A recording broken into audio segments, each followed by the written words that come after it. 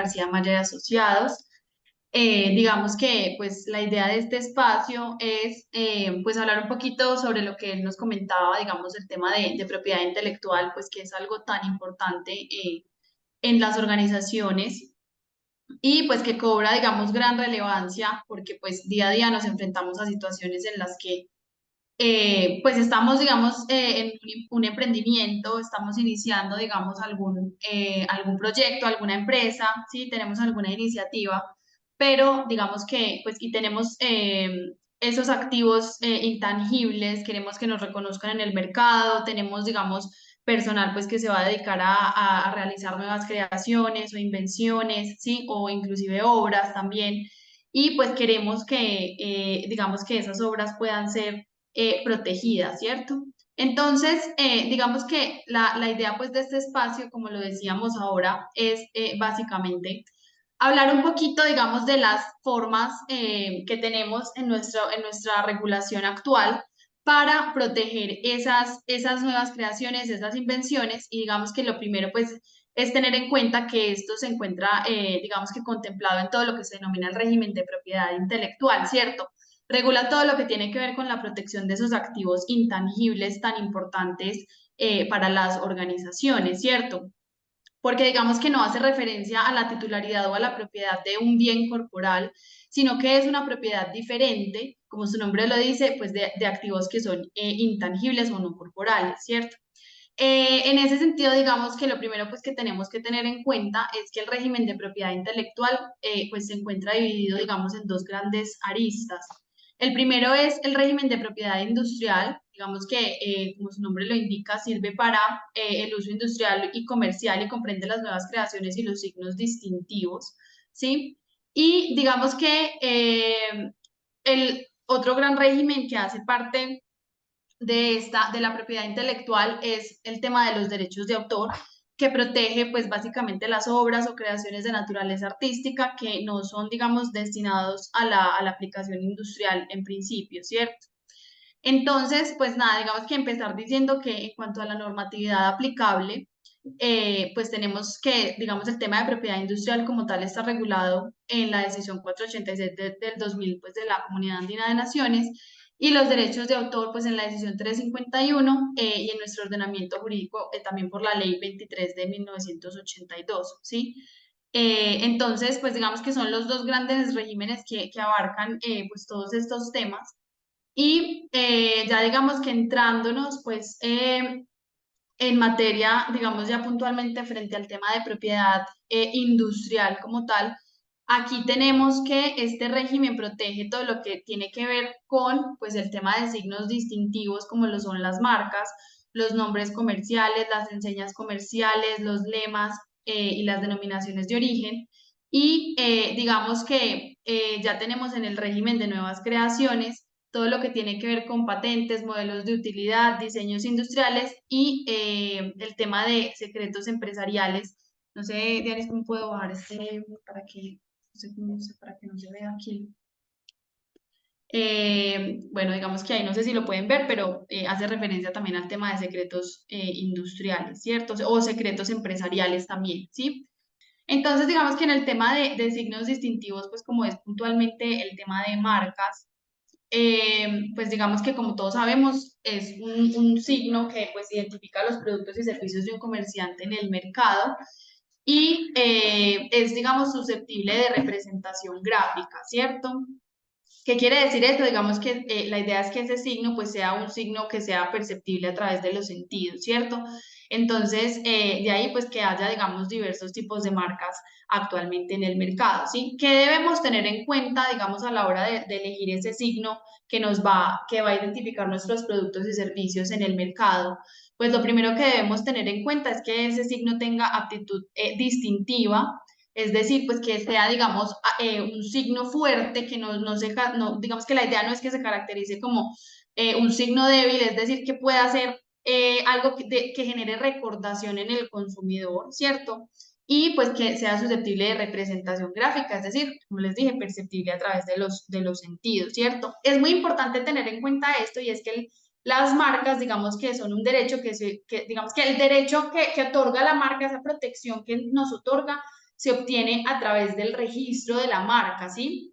Digamos que hay muchas empresas o muchos empresarios que creen que, pues digamos que tienen derecho a utilizar una marca en particular solo por el hecho de que fueron el primero en, digamos, en crearla o el primero en tener esa idea para el diseño del logotipo, para el diseño de la parte denominativa, etcétera, y figurativa de la marca, ¿sí?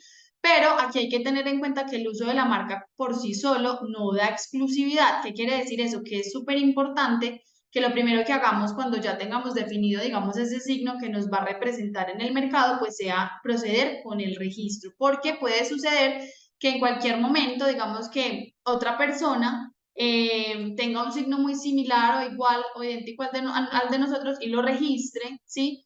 Y pues digamos que ahí ese registro le daría ese derecho, digamos, en un primer momento, pues a la protección, ¿cierto? Entonces, por eso es muy importante para que no vayamos a tener ese tipo de inconvenientes.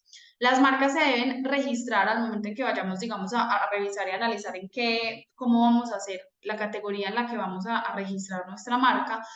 Debemos tener en cuenta que la marca se debe registrar en la clase, digamos, de la clasificación internacional de NISA, que es la que contiene, pues, como todas las tipologías de productos o servicios en las que podemos registrar nuestra marca. Y digamos que la idea es que se pueda hacer el registro de la marca efectivamente en las clases en las cuales nuestros productos y servicios están o están, digamos, siendo utilizadas en el mercado, ¿cierto? Y para los productos que se identifican con ese signo, ¿sí? ¿Cuáles son, digamos, los derechos que confiere el registro de una marca? Pues en un primer momento, digamos que confiere el derecho de uso, es decir, para usar ese signo distintivo en el mercado, en nuestra página web, etcétera. Y de exclusión, es decir, así como nos permite a nosotros utilizarlo, pues nos permite a nosotros evitar que otras personas no autorizadas pues utilicen esa marca o hagan un licenciamiento de la marca, que nos pueda perjudicar también económicamente, ¿cierto? De igual manera, digamos que nos permite evitar que otros registren un signo idéntico o similar en el mercado o que usen en el comercio un signo idéntico o similar al nuestro, ¿cierto? Entonces aquí es muy importante que tengamos en cuenta que cuando digamos que realizamos un registro de marca, eh, y nos pasa mucho, hay muchas ocasiones en las que, digamos que vemos que hay un competidor que está utilizando una marca similar, un signo idéntico que está tratando, digamos, de hacernos una especie de competencia desleal mediante el uso de nuestra marca. Y pues si la marca está registrada, es mucho más sencillo y mucho más directo la reclamación que uno le puede encaminar a ese competidor para que deje de utilizar esa marca, para que deje de infringir, digamos, esos derechos de uso de marca que son exclusivos para nosotros, ¿cierto? Digamos que nos legitima para iniciar esas acciones o esas reclamaciones que queramos adelantar, ¿sí? El tiempo de protección de la marca, las marcas, digamos que tienen un término de protección de 10 años, renovables por periodos sucesivos de 10 años. Es muy importante tener en cuenta el tema de la renovación porque hay empresas o empresarios que creen que la marca, digamos, una vez registrada, pues digamos, está registrada indefinidamente, nunca vuelven a hacerle seguimiento, nunca vuelven a revisar y se les olvida el tema de la marca y pasan los 10 años y dejan, digamos que ahí caduca la marca y pues cuando menos piensan, digamos que ya la marca está caducada, ya no tienen esa protección, ¿cierto? Entonces, digamos que les toca volver a hacer todo el trámite del registro. Es muy importante tener en cuenta, digamos, un principio muy especial que tiene el tema de marcas y es el principio de especialidad, que quiere decir pues que el registro, digamos, que nos otorga exclusividad respecto de los bienes o servicios que nosotros indiquemos cuando se hace la solicitud de registro. Por eso es muy importante que antes de hacer la solicitud se revise muy bien esa clasificación de NISA para mirar en qué clase de productos o servicios nosotros estamos, porque digamos que pues lo que nosotros no, en la clase en la que no se haga el registro, pues en principio no tendrá esa protección. Pero digamos que hay algunas excepciones, ¿cierto? Digamos que puede que nosotros tengamos un producto en alguna clase, se nos olvidó de pronto registrar alguna otra clasificación en la que nosotros podemos tener algún producto o servicio. Y digamos que igual, pues hay eventos en los que la norma contempla la posibilidad de que si la superintendencia ve y nosotros digamos que evidenciamos que van a registrar una marca en otra clase, pero que puede tener una conexidad competitiva con productos o servicios, por ejemplo, de nuestra marca o de la clase en la que nosotros estamos registrados, pues también ese análisis es muy importante para digamos que si se establece que hay una conexidad competitiva, es posible que la superintendencia también pues niegue ese registro y digamos que nos defienda en ese caso. Nosotros obviamente también deberíamos pues oponernos en el trámite de registro de esa otra marca que quieran registrar, ¿cierto? Y digamos que también ese principio de especialidad se rompe cuando hay marcas notorias o renombradas digamos, en otra clase y que se puedan ver afectadas pues con el registro que vamos a hacer. Al momento de, digamos, de elegir o de diseñar pues el signo o de escoger, porque esta pregunta nos la hacen mucho, bueno, ¿y qué tengo que tener en cuenta al momento de registrar la marca, cierto? ¿Cómo lo debo diseñar? ¿Qué le debo decir a mis diseñadores o qué debo tener en cuenta? En este evento es muy importante tener en cuenta, digamos que hay algunas marcas, algunos signos que se han denominado como signos fuertes, por ejemplo, y es, digamos, aquellas marcas en las que el significado, digamos que del signo que yo elegí, digamos, para que sea la marca que represente mis productos o servicios, no corresponden al significado para el producto o servicio que van a identificar. ¿Qué quiere decir eso? Por ejemplo, la marca Apple, digamos que no tiene nada que ver con el tema de tecnología ni de computadoras, pero sirve para identificar la marca de una manera muy distintiva, precisamente por eso, porque no se relaciona con los productos o servicios que identifica, ¿sí? Eso hace que la marca sea considerada mucho más fuerte y este tipo de marcas, por ejemplo, se denominan marcas arbitrarias, ¿cierto? Eh, porque no definen lo que representan, digamos que el signo no define propiamente o no describe lo que está representando. También hay otro tipo de marcas que son, digamos, consideradas como marcas fuertes porque, digamos que también se llaman marcas de fantasía, son aquellas en las que se constituyen por palabras, digamos, que se inventan, que no tienen nada que ver con el producto que van a identificar, o sea, son totalmente distintas al producto, no tienen un significado ni dan a entender el producto que van a representar. Y entonces eso hace que se considere una marca fuerte. Por ejemplo, Pepsi, Kodak, sí, digamos que no son totalmente distintas al producto que van a representar. Por otro lado, digamos que esto es en lo que no deberíamos incurrir, ¿sí? Hay marcas que se consideran débiles porque, digamos que son muy obvias, pues por así decirlo, digamos que son muy obvias, o sea, que transmiten a los consumidores una característica o información o cualidad del producto al que se van a aplicar. Y digamos que le dicen pues de entrada, mire, esto es esto, o sea, digamos que voy a vender este tipo de producto y esto es lo que voy a ofrecerle, ¿cierto? Entonces, ¿qué pasa? Pues son tan genéricas, tienen términos tan genéricos, tan usados en el mercado, que pues a veces la superintendencia aprueba, digamos, el registro porque de pronto tienen un dibujo, una parte figurativa que lo distingue un poquito, pero lo dejan, por ejemplo, las expresiones como derma, neuro, ultra, flex, ¿sí? Son términos tan genéricos que tiene esa marca que pues nadie se puede apropiar de ellos y no pueden, digamos, pretender, el que quiere registrar esa marca pues no puede pretender que otras personas no vayan a utilizar esos prefijos o sufijos, ¿sí? Que son muy genéricos y que sirven pues para identificar productos en el mercado, ¿cierto? Entonces, ¿qué va a pasar en esos casos? Si yo pues tengo ese tipo de productos, se puede que el signo va a proceder, pero se va a considerar un registro de marca débil y a mí me va a tocar aceptar pues que otras personas que registren después de mí, entonces digamos que también se les integren esas expresiones en sus respectivas marcas porque son digamos, expresiones evocativas, así se denominan, ¿sí? O sea, que contienen elementos genéricos, descriptivos o de uso común, entonces pues nadie puede apropiarse de esas expresiones, ¿cierto? Entonces, qué nos dice la superintendencia en este tipo de casos?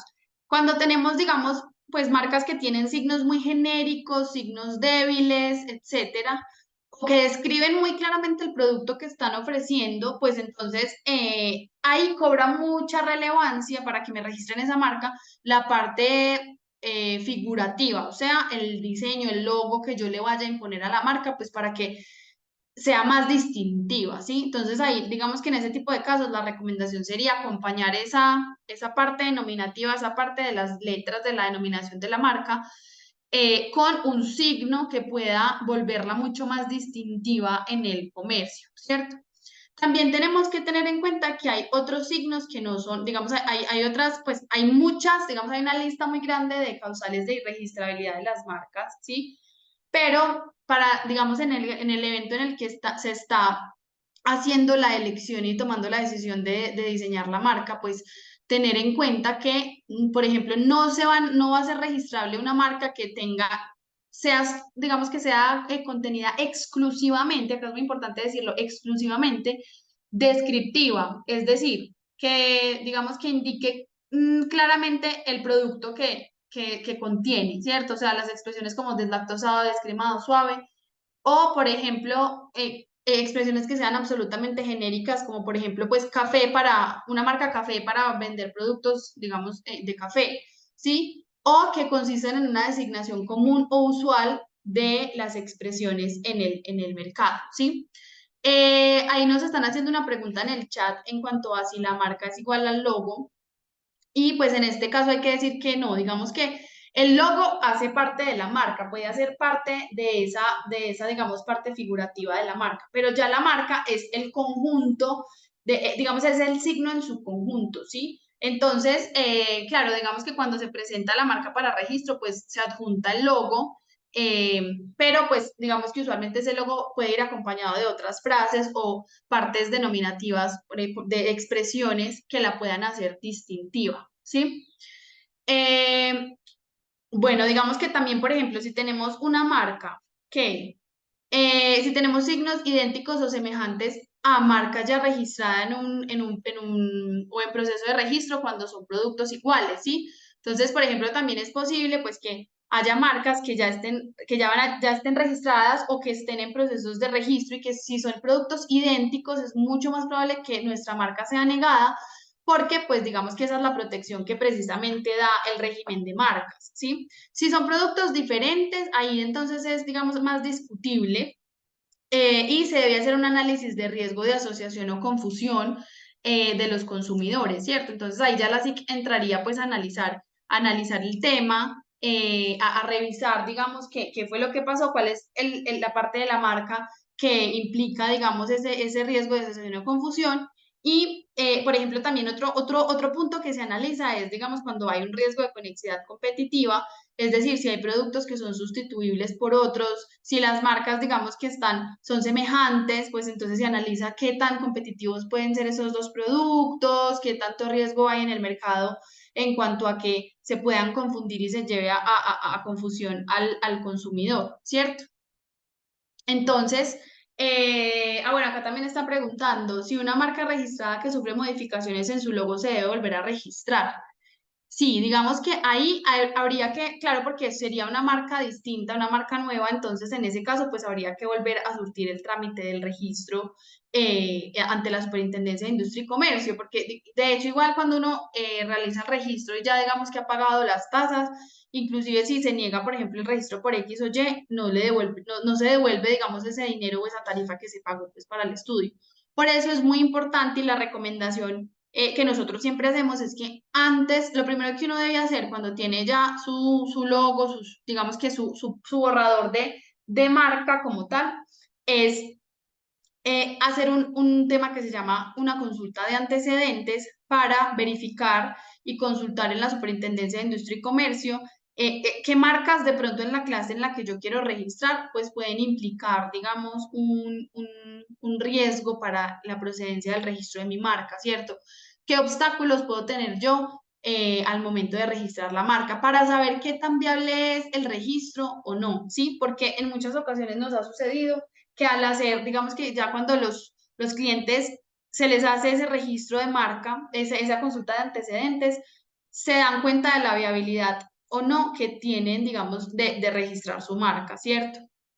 Entonces, digamos que tampoco va a ser registrable, por ejemplo, un signo que sea idéntico a un nombre o enseña comercial protegido, Digamos que aquí, pues de una vez para hablar del tema del nombre o de la enseña comercial, es muy importante tener en cuenta pues que la enseña o el nombre comercial identifica una actividad económica a una empresa o a un establecimiento mercantil, ¿sí? Puede coincidir con la razón social de una empresa, pero no es lo mismo, ¿sí? O sea, digamos que pueden ser iguales, pero no es igual. El nombre comercial se deposita en ante la Superintendencia de Industria y Comercio y digamos que la diferencia que tiene con la marca es que básicamente se protege esa identificación de la empresa o del establecimiento mercantil, que es un bien mueble cuya titularidad es de un empresario, y que, digamos, el uso del nombre comercial o de la enseña comercial se protege a partir del primer uso o a partir, digamos, independientemente del momento en que se depositó el nombre en la Superintendencia de Industria y Comercio. O sea, vemos que el registro de la marca se protege a partir del registro, ¿cierto? En cambio, digamos, un nombre o enseña comercial se protege desde el uso de ese nombre o enseña comercial. Entonces, digamos que ahí es un poco más flexible, ¿sí? También el registro de los nombres o enseñas comerciales, pues tienen una duración de 10 años contados a partir de la fecha del registro y renovables por periodos iguales, ¿sí? Tampoco será registrable, por ejemplo, un signo pues, que sea idéntico o semejante a un lema comercial registrado, entendiendo por lema, digamos, esa palabra o frase o leyenda que se utiliza pues, como complemento de la marca, ¿cierto? Eh, digamos que en toda solicitud de registro de un lema comercial se debe especificar siempre la marca. O sea, si ustedes están interesados en el registro de un lema comercial asociado a su marca, tener en cuenta que el lema siempre o sea, digamos que siempre va ligado a la marca. O sea, siempre surte, digamos que las mismas, como quien dice, es accesorio a la marca, ¿sí? Se protege a partir del registro como la marca y tienen la misma suerte de la marca, o sea, si la marca se cancela, el lema se cancela, si la marca se renueva, pues digamos que ahí digamos que va a continuar el lema renovándose mientras se paguen pues las tasas, ¿cierto? Básicamente, digamos que esto nos lo preguntan mucho también nuestros clientes, cuáles son esas fases del registro de marca, pues de manera breve, y como les decía ahorita, y lo ideal es que siempre hagamos una consulta de antecedentes, la superintendencia hace un examen de forma para ver cómo está la solicitud, si anexó, digamos, toda la documentación que se requiere, etcétera. La superintendencia hace una publicación en la Gaceta para efectos de publicidad. Digamos que es muy recomendable que digamos, las personas que tengan incluso marcas registradas, revisen periódicamente esa Gaceta. Hay entidades que se dedican solamente a hacer revisiones de la Gaceta para ver qué marcas están solicitando su registro y ver si se tienen y que puedan implicar de pronto un riesgo para mi marca y dónde me tengo que oponer, ¿cierto? Entonces, es súper recomendable, pues digamos que si uno pues quiere y le da mucha importancia al tema de marca, pues lo ideal es que todos lo hiciéramos, siempre estar consultando la Gaceta y analizando esos riesgos y hay entidades que se dedican a eso y lo notifican a uno y le dicen, mire, hemos detectado que se está tramitando para registro esta marca, ¿sí? Puede afectar su marca tal. Díganos si quiere que nos opongamos o no, porque uno, digamos que cuando la superintendencia hace esa publicación, hay un término para presentar oposiciones, es decir, para yo irle a decir a la superintendencia, señora superintendencia, por favor, no acepte el registro de esa marca, porque mire que la mía, o sea, es idéntica a la mía, está en la misma clase, los mismos productos, o por el contrario es similar, pero puede representar un riesgo de conexidad o de confusión por esto y esto, ¿cierto? Se hace un pronunciamiento frente a, digamos, si hay oposición, pues la persona, el solicitante tendrá derecho a oponerse y finalmente la superintendencia ya entra a analizar de fondo, pues, digamos, si la marca es registrable o no, ¿cierto? Hay que tener en cuenta algo y es que hay unas causales de cancelación de la marca, ¿sí? Mm, entonces, por ejemplo, por falta de uso, que esta es la más usual y hay que tener, digamos, mucho cuidado con esta causal. Cuando, digamos, dentro de los 3 años consecutivos anteriores a la solicitud de cancelación, la marca, pues, no ha sido utilizada, ¿sí? O sea, digamos que de hace 3 años para acá no se ha usado esa marca, no se ha publicado en ningún lado, no se ha licenciado, no se ha explotado de ninguna manera. De pronto la empresa explotaba esa marca ya no funciona, etcétera. Pues digamos que cualquier persona podría iniciar una acción de cancelación marcaria y yo tendría que entrar a defenderme y a probar que sí he utilizado la marca, ¿sí? La carga de la prueba en ese tipo de acciones radica en el demandado, o sea, en el dueño de la marca. Entonces, digamos que, ¿por qué contempla esto el ordenamiento jurídico nuestro? Digamos que lo contempla como quien dice, para que no haya marcas en el mercado que estén registradas y digamos que prohibiendo el ingreso de otras, por así decirlo, y que de pronto no se estén explotando, ¿cierto? O sea, que las personas que realmente tengan una marca registrada la estén utilizando y los que no la usen, pues entonces que vengan los otros, ¿sí? O sea, digamos que esa es como la idea que se quiere dar con este tema. Entonces, claro, ¿esto a qué nos lleva? Pues a que tenemos que ser cuidadosos y la recomendación es tengamos evidencia de que hemos usado la marca, tengamos evidencia de que se ha licenciado, se ha concedido su uso a terceros, por ejemplo, se ha publicado, publicaciones hechas, etcétera.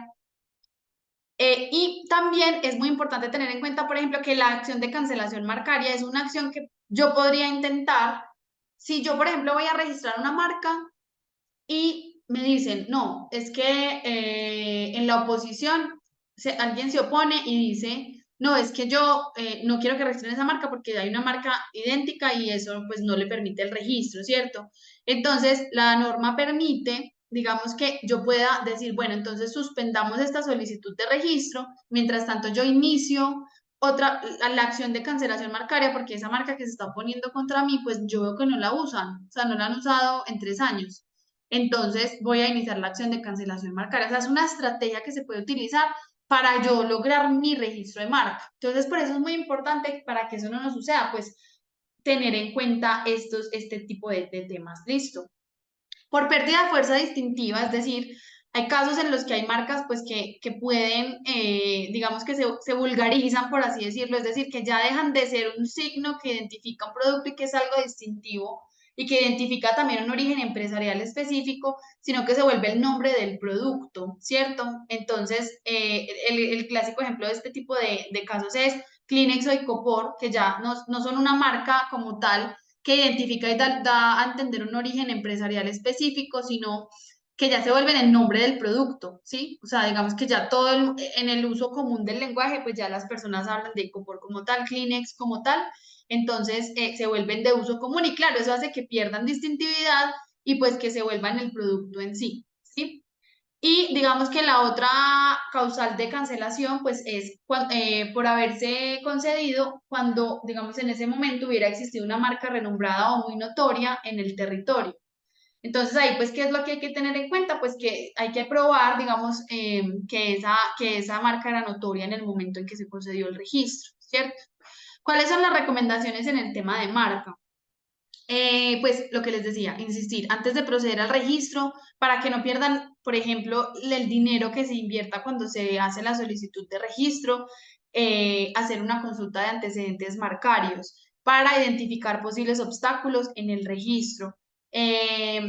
Digamos que las marcas que tengan solo elementos nominativos no distintivos, o sea, digamos las que les decía ahorita que solamente son una palabra, que puede ser una palabra genérica o no muy distintiva, pues son, digamos, complejas, porque pues usualmente pues pueden ser costosas de posicionar y de defender.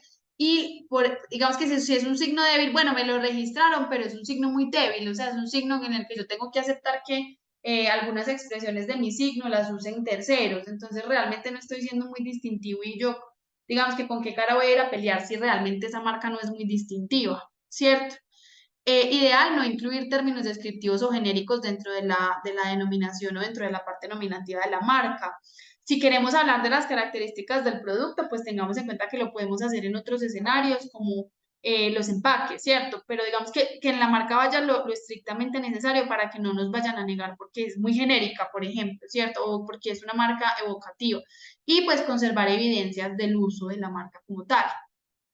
Digamos que pasando rápidamente al tema de nuevas creaciones, para que lo tengamos en cuenta, pues la patente es un derecho exclusivo que se concede, digamos, que concede el Estado, pues para la protección de las invenciones. y le proporciona, digamos, a ese inventor, pues unos derechos exclusivos que le permitan utilizar, explotar esa invención e impedir, pues, que terceros la utilicen sin su consentimiento, ¿cierto?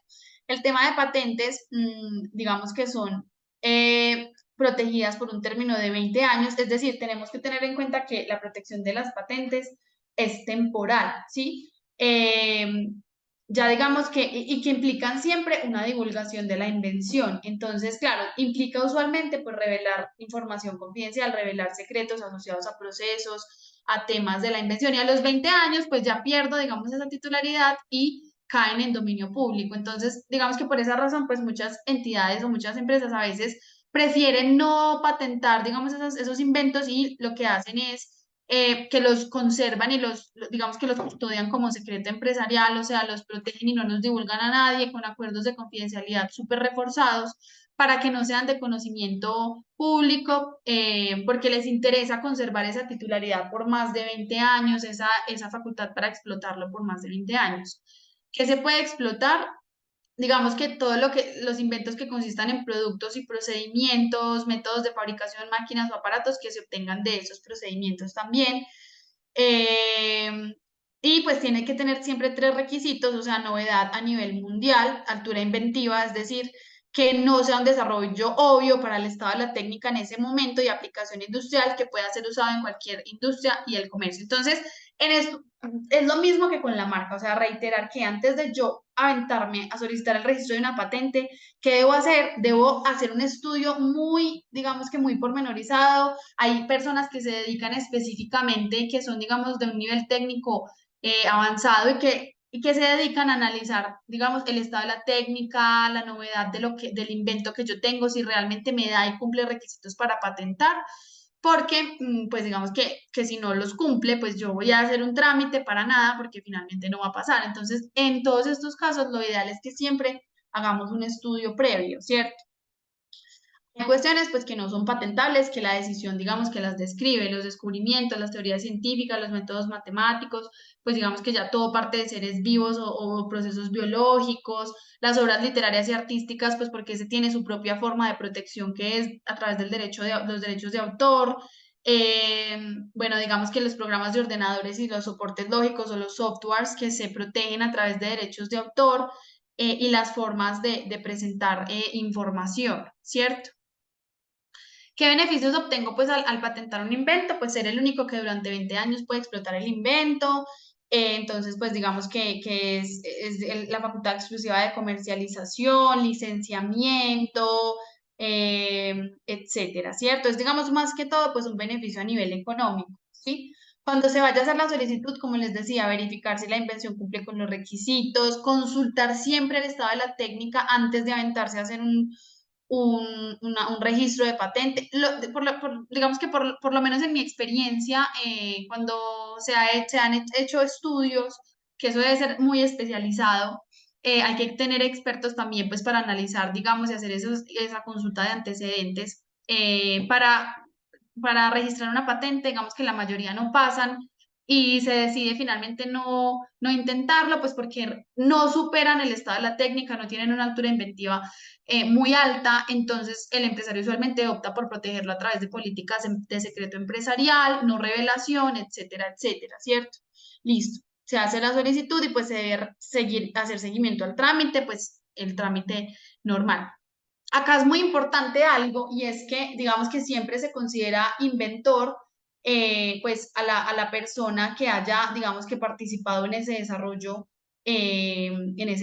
puntual. Entonces, por ejemplo, uno de los requisitos que se exige cuando uno va a radicar una patente es que si uno es persona jurídica, tengo que anexar la cesión del inventor que haya participado en esa creación, una cesión de esos derechos de propiedad industrial a favor de la persona jurídica, por ejemplo, que se lo encargó. Entonces, eso se exige y por eso es muy importante que en los contratos que se firmen con personas que puedan participar en inventos, creaciones, obras, como lo vamos a ver ahora, se hagan firmar actas de cesión de los derechos de propiedad intelectual, que comprenda cesión de derechos de propiedad industrial, o sea, por ejemplo, si se trata de una invención que puede ser protegida a través de patente o cesión de derechos de propiedad intelectual, perdón, de derechos de autor, patrimoniales de derechos de autor, si la persona participa en una obra, por ejemplo, en la creación de alguna obra, ¿sí?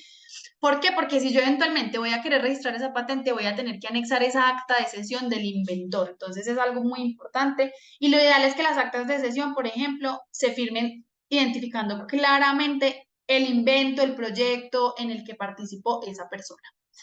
Bueno, lo que les decía aquí, digamos que hay varias alternativas y hay empresas que prefieren proteger las invenciones a través de secreto empresarial y otras a través de patentes, ¿cierto? Entonces, digamos que, pues, la patente, pues, tiene una duración limitada de 20 años como tal. Tienen una duración limitada, 20 años, después de los cuales la invención pues, se va a convertir en dominio público, se protegen a través del registro y del uso, digamos, de la patente.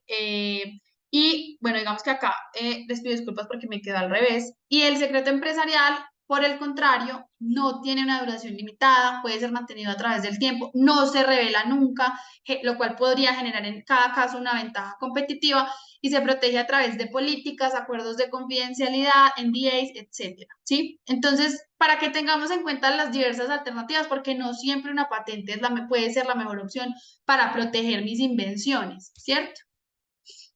Listo. En el tema de diseños industriales, pues digamos que decir que protege la apariencia externa o estética de los productos, es decir, el aspecto bi o tridimensional de los productos, sin que tenga nada que ver con el tema técnico, sino que simplemente es algo estético, ¿sí? Para que yo pueda registrar un diseño industrial, pues debe ser novedoso, a nivel mundial, al igual que la patente, no recaer sobre procedimientos, sino solo sobre los productos finales, cómo queda el diseño final del producto y digamos que también la duración del registro del diseño industrial es por 10 años, no renovable, o sea, digamos que este también es definido, no se puede renovar a diferencia, por ejemplo, de las marcas, en patentes, en nuevas creaciones no se renueva. Y el derecho al registro de un diseño industrial pertenece al diseñador, entonces, lo mismo que les dije ahorita, siempre hacerles firmar a los diseñadores, a las personas que ustedes contraten para que hagan este tipo de creaciones y de invenciones, perdón, eh, para que ustedes se blinden en caso de que esa persona ya no esté con ustedes, que tenía un contrato laboral y ya se fue, o tenía un contrato de prestación de servicios y ya se fue, y yo no sé si yo mañana voy a querer registrar este diseño industrial, por ejemplo, en el que participó esta persona, hacerle firmar un acta de cesión para el registro, porque también se requiere anexarla cuando yo hago la solicitud del registro, ¿sí? Digamos que, por ejemplo, en temas de diseño industrial se pueden registrar, hay diseños de indumentarias, la ropa, juegos de mesa, el diseño de los juegos de mesa, los empaques, etcétera, ¿sí? Listo. Entonces, pues lo que les decía ahora, digamos que consultar antes de aventarse, siempre hacer una consulta del estado de la técnica en ese momento, si transcurrió un año desde que apareció ese diseño en alguna revista o en algún medio, o sea, digamos que si ese diseño no es algo novedoso porque yo ya lo he publicado y lo he dejado que se revele por otros lados, pues tener cuidado porque podría perder la novedad. Entonces, pues tener claro este tipo de temas. En el tema de patente de modelo de utilidad, que es otro tipo, digamos, de patente, una especie, digamos, se llama pequeña patente o innovaciones de utilidad o patentes de corto plazo.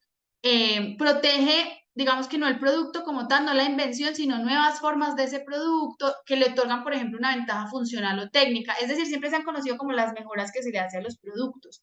Esto se puede registrar, se puede patentar, perdón, y digamos que se aplican usualmente a invenciones de menor complejidad técnica, porque pues son mejoras que se le hace al producto, igual debe ser novedoso, igual, o sea, digamos que lo mismo de la patente, es decir, yo debo hacer, cuando vayan a analizar si van a registrar o no, a patentar o no un modelo de utilidad, es muy importante pues que se analice si realmente el estado de la técnica me da para que yo, si es algo realmente novedoso, que no lo hay a nivel mundial, y pues entonces hay que hacer un estudio previo, siempre, siempre, siempre. Listo, tampoco recae sobre procedimientos, solo en productos. La única que recae sobre procedimientos es la patente, ¿sí? ¿Cuáles son los beneficios del modelo de utilidad? Digamos que es ser el único que durante 10 años puede explotar ese invento, en comercializar exclusiva y directamente el producto patentado o por intermedio de terceros, u otorgar licencias o transferir derechos sobre la misma, pero lo mismo, o sea, lo que les decía ahorita, es temporal. Recuerden que en temas de invenciones, pues esa protección es temporal, no es renovable como en marcas, o sea, se pierde. Listo. ¿Qué pasa entonces, por ejemplo, si hay, digamos que si hay infracciones por derechos marcarios? O sea, si yo qué podría hacer. Entonces, yo tengo, digamos que varias vías. Hay las denominadas acciones por infracción de derechos marcarios, o sea, porque nos preguntan mucho, venga, y yo me están copiando, me están usando la marca sin permiso, ¿qué puedo hacer? Pues, ¿qué acción tengo? Entonces, hay acciones marcarias, como hay de infracción marcaria como tal, o de infracción, digamos, de derechos de propiedad industrial. Eh, las que nos dan un derecho, le dan un derecho al titular para presentar una acción, reclamar, digamos, una indemnización de perjuicios usualmente, ¿sí? Por ejemplo, en temas de patentes se habla, digamos, de que hay una forma en la que se calcula, por ejemplo, en función de la explotación efectivamente realizada por el demandado durante el periodo en el que estuvo, por ejemplo, explotando ese invento sin permiso, ¿sí? ¿Cuánto pudo haber ganado? ¿Cuál fue el beneficio? Es un tema muy económico, pero así es, digamos que se deben hacer el análisis para solicitar una indemnización de perjuicios. Y lo mismo, digamos que en temas de procedimiento, pues se debe probar que el procedimiento que se ha empleado pues es distinto. Por ejemplo, el demandado tendría que probar pues que el procedimiento que ha empleado es diferente al que yo empleé, ¿cierto? ¿Qué puedo pedir? Pues que cesen los actos que están constituyendo la infracción, que me indemnicen esos daños y perjuicios. Siempre que yo pido indemnización de perjuicios, debo probar esos perjuicios, es decir, es una acción compleja. El retiro de los productos resultantes de la infracción, la prohibición de importación o exportación y, bueno, cualquier medida, digamos, necesaria para evitar la continuación de esa infracción. Digamos que hay unos criterios que la ley ya digamos que nos indica que debemos tener en cuenta para calcular esa indemnización, y también hay que tener en cuenta sus términos de prescripción, es decir, el tiempo, en el momento en el cual el paso del tiempo a mí me extingue la facultad de iniciar alguna acción judicial. Entonces, en temas de infracción marcaria, prescriben a los 2 años contados desde la fecha en que yo tuve conocimiento de la infracción, y a los 5 años desde que digamos que se cometió la infracción por última vez. Es decir, yo pues si tengo conocimiento, pues tengo que moverme porque no tengo tanto tiempo pues para iniciar acciones judiciales. Es decir, esto no es eterno, yo tengo un tiempo determinado para demandar, por eso hay que tomar acciones rápidas. El otro tipo de acciones que yo podría adelantar en caso de detectar una infracción pues marcaria o en temas de propiedad industrial son las acciones de competencia desleal ante la Superintendencia de Industria y Comercio. Las de infracción marcaria también son ante la Superintendencia de Industria y Comercio en facultades jurisdiccionales, es decir, tiene competencia para decidir asuntos uno a uno. Entonces, ¿cuál es la diferencia, digamos, que con el tema de la acción de competencia desleal? Pues que yo en la acción anterior, yo, digamos que soy legitimado, pues, por el solo hecho de ser el titular de la patente o el titular de la marca, ¿cierto? Aquí, digamos que en competencia desleal, pues hay un poquito más de requisitos, tengo que acreditar, digamos, que hay un acto concurrencial, es decir, que tiene pues que quiere afectar el mercado de alguna manera, que hay una infracción a la buena fe comercial, a la lealtad, ¿cierto? Y pues que ese acto que se cometió sí es susceptible de crear algún peligro de confusión para las personas. ¿Qué puedo pedir en este tipo de acciones? Por ejemplo, si ya el acto se consolidó, si ya digamos que se hizo una explotación no autorizada de la marca y digamos que se me causó algún perjuicio, pues entonces yo puedo pedir esa indemnización de perjuicios, y también puedo evitar que sucedan en caso de que no se hayan consumado. Puedo decirle a la superintendencia, mire, detenga esa distribución, no quiero que se me causen más perjuicios adicionales, entonces estoy perdiendo clientela por este tipo de actos, entonces por favor dígales que cesen la distribución no autorizada de ese tipo de productos, etcétera, ¿cierto? También esta otra acción tiene unos tiempos de prescripción, es decir, para que lo tengan en cuenta que hay que tomar acciones rápidas, pues porque estas posibilidades no son eternas, ¿cierto? Prescriben 2 años a partir del momento en que tengo conocimiento de que están infringiendo mis derechos, y en todo caso, después de 3 años a partir del momento en que ocurrió el acto, ¿cierto? Bueno, ya digamos que para finalizar, hay otro punto muy importante y es el tema de los derechos de autor, ¿cierto? Digamos que ya es otro tipo de protección, no es ante la Superintendencia de Industria y Comercio, sino ante la Dirección Nacional de Derechos de Autor. Es, digamos, otro régimen distinto.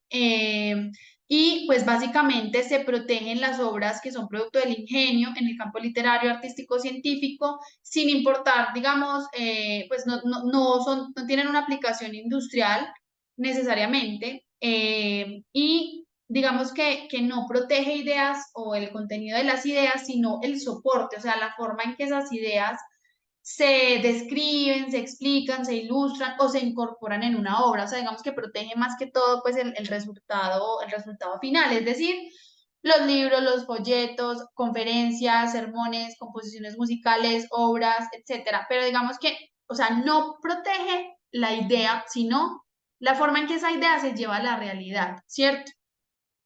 Listo. Aquí está protegido, por ejemplo, un tema muy importante y es el tema del software. Entonces se encuentra protegido a través de del derecho de autor.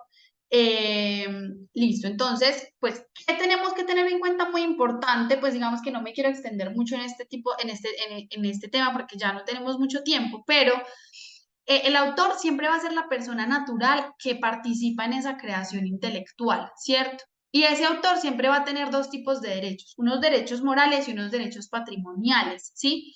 Esos derechos morales el autor siempre los va a tener, o sea, digamos que son derechos inembargables, imprescriptibles, y él no puede vender un derecho moral, o sea, ¿cuáles son? Por ejemplo, el derecho de ineditud, él puede, digamos, decidir sobre si divulgar o no una obra, ¿sí?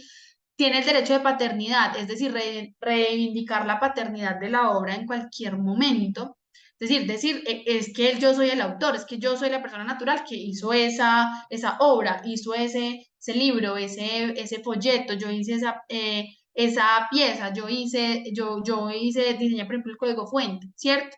Y la integridad, es decir, se puede oponer a toda deformación o modificación que atente contra el decoro de la obra, ¿sí? Inclusive, pues, nuestro ordenamiento le reconoce la posibilidad de retirar esa obra de circulación, pero claro, pues hay ocasiones en las que ya la obra, digamos que se cedió por derechos patrimoniales, la tiene un tercero, y el autor, pues sí tiene ese derecho, pero pues si lo hace efectivo, pues tendría que indemnizar a los que perjudique con esa decisión, ¿cierto? Y pagar lo que valdría, digamos, sacar esa obra de circulación, por ejemplo. Y aquí viene el tema de los derechos patrimoniales, que básicamente son de contenido económico, y aquí el autor sí los puede transferir a terceros, ¿cierto? Entonces ya son, por ejemplo, el tema de los derechos que tiene el autor, pues a impedir la reproducción de la obra sin su autorización, la distribución pública, el alquiler, la transformación, la comunicación pública de la obra. Hay algunas excepciones, pues, que la ley regula, ¿sí? Pero pues básicamente son esos los derechos que tiene. Siempre, digamos que nos hacen esta pregunta, digamos que, listo, bueno, y cuando es por ejemplo, un tema de una obra por encargo, ¿cierto? Entonces acá tenemos que, cuando, por ejemplo, yo contrato a una persona para que participe en un desarrollo, en una creación, en una obra, ¿sí? Y digamos que, pues, yo quiero ser el titular de esos derechos porque finalmente yo le estoy pagando para que me haga eso, ¿cierto? Entonces, ¿cómo hago pues para protegerme de que no? Ya, entonces él participó aquí, ya él va y registra la obra como suya, registra el software como suyo y pues yo le pagué y me quedé sin la obra, ¿cierto? Entonces ahí es muy importante pues tener en cuenta que, digamos que ya en ese caso la persona jurídica o la persona natural que encargue esa obra o esa nueva creación, ese nuevo, digamos, esa obra que nace, pues se va a entender como el titular de los derechos patrimoniales, porque los morales, ya les dije, siempre los va a tener el autor, ¿sí? La persona natural. Pero el titular, al titular le pueden ceder esos derechos patrimoniales de autor y esa sesión se puede pactar como sea, de manera total, de manera parcial, de manera gratuita, de manera onerosa. Y pues es muy importante que conste por escrito, ¿cierto? Entonces, usualmente digamos que se presume que cuando el contrato con ese tipo de prestadores de servicios o si los contrato a nivel laboral, si tengo contrato por escrito, se presume que en todas las creaciones en las que ellos participen, pues son mías, son cedidas, digamos, al que encargó eso, porque se entiende que yo le pagué para que hiciera esas creaciones, ¿cierto? Pero pues ahí es muy importante que en esas cláusulas de esos contratos se deje muy claro y expresamente establecido para ir más allá de la presunción, pues que sí, que esos derechos patrimoniales de autor, que de las obras que eventualmente surjan del contrato, pues son del empleador o del contratante, según el caso, ¿cierto? Porque digamos que si uno no lo deja así tan claramente establecido, hay algo que se llama el principio de favorabilidad del autor en la norma, pues que entiende, digamos, que si no se dice nada al respecto, entonces, pues digamos que la duración de la sesión es definida, etcétera, y puedo tener más definiciones al respecto, ¿sí? Que es muy importante, y insisto en esta recomendación, cuando ustedes, digamos que terminen, porque a veces uno contrata a una persona y no saben qué va a participar, ¿cierto? Puede que participe en una obra, en una patente, etcétera. En el futuro, yo no sé al momento de contratarla en qué va a participar. La recomendación es que al final del contrato se le haga firmar un acta de cesión y se individualicen uno a una los proyectos en los que participó esa persona, si ya sabemos que es una obra, pues en qué obras participó, etcétera, para que no quede tan indefinido porque eso nos podría acarrear problemas, ¿sí? El registro se hace ante la Dirección Nacional de Derechos de Autor, digamos que es la entidad pues que regula, y tener en cuenta pues que el registro, digamos, de las obras es también, no es requisito para tener protección, porque también, digamos que es declarativo, es decir, declarar una situación que ya de hecho se había originado, ¿sí? Entonces, digamos que no es como en marcas que yo a partir del registro tengo la protección, sino que yo en derechos de autor, pues yo declaro la existencia de esa obra y digo que es mía, pero pues eso no me garantiza que yo pueda decir que yo era el dueño del titular de esa obra desde hace 5 años, aunque no la haya registrado. Si tengo como probarlo, pues así va a ser, ¿cierto? Listo. Y finalmente, pues tener en cuenta que también esta protección es temporal, ¿sí? Entonces, para las personas naturales o autores, personas naturales, los derechos patrimoniales tienen un término de duración igual a la vida del autor más 80 años, ¿sí? Y para las personas jurídicas, que son titulares de los derechos patrimoniales, tiene una duración de 70 años, contados a partir de la duración de la obra y posteriormente pues caen en dominio público. Por eso es muy importante también analizar si realmente yo, pues en cada caso y según el tipo de obra o de creación, quiero registrarla, quiero registrarla en la dirección, porque sé que con el paso del tiempo, pues la obra caerá en dominio público, ¿sí? O la preferiría proteger, por ejemplo, a través de secreto empresarial, ¿cierto? A través de acuerdos de confidencialidad con los terceros que tengan acceso a esa información, etcétera, etcétera. Le agradecemos a Andrea, obviamente, por el espacio. Le damos paso a Diana Estrada, quien es la directora comercial de García Maya y Asociados, la empresa que nos está apoyando hoy con la charla. Gracias, Julián. Buenas noches para todos. Queremos primero agradecer a la Universidad Manizales por estas gratificantes alianzas que nos permiten tener, por estos espacios académicos tan importantes donde podemos replicar temáticas de consultoría jurídico-empresarial muy relevantes. A todos los asistentes, muchas gracias por este tiempo y por este espacio. Todo lo que necesiten por parte de la firma, bienvenido sea. Nuestros contactos están en la página. Cualquier inquietud, por favor, se pueden acercar a nosotros para poder ayudarles a resolver. Gracias nuevamente, Julián, Universidad Manizales, Andrea, por este espacio tan importante. No, muchas gracias a ustedes nuevamente. La verdad que para nosotros es muy importante siempre tener a los empresarios cerca de estos procesos porque se convierten un poco en esa guía, en ese faro que necesitan los emprendedores en el día a día. Y una reflexión final y es que la propiedad intelectual no solamente es un derecho, sino que también es un deber. En los últimos años en Colombia también se han dado a conocer múltiples casos en los cuales empresas han violado propiedad intelectual de multinacionales o de empresas a nivel local y han tenido que echar para atrás sus productos, procesos o muchas veces cerrar sus puertas. Entonces, la invitación es clara a protejan sus activos intangibles, protejan sus creaciones, pero al mismo tiempo respeten las de los demás. Porque acá en Colombia somos un poco tranquilos con el tema, copiamos un logo, le cambiamos colores, lo deformamos y eso muchas veces entra pues en el campo, digamos, de lo que no está permitido. Nuevamente, muchas gracias a todos los que se conectaron. En el chat pueden encontrar el link para que puedan diligenciar la asistencia y posteriormente expedir el certificado.